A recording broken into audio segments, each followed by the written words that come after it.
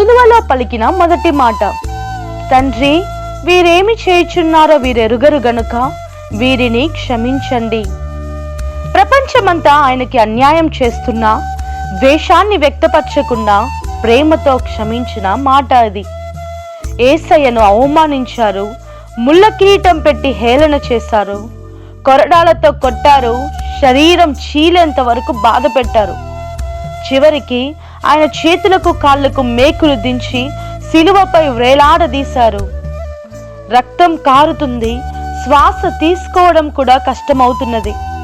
ఇలాంటి బాధలో మనిషి నోటిలో నుండి సాధారణంగా శాపమే వస్తుంది. కానీ నా యేసయ్య నోటి నుండి వచ్చినది క్షమాపణ. మాటలు, గాయాలు ఆయన హృదయాన్ని కఠినము చేయలేకపోయాయి. బాధ ఎంతైనా క్షమించగల హృదయం నా దేవుడి స్వభావం. అందుకే ఈ మొదటి మాటలో మన పాపం ఎంత గొప్పదో కాదు, కానీ నా యేసు ప్రేమ ఎంత లోతైనదో చూపిస్తుంది. మనం కూడా క్రీస్తులా ప్రేమించమని ఆ ప్రేమ మనకి మొదటి మాట ద్వారా నేర్పిస్తున్నది. ఆలోచించు. షాలోమ్.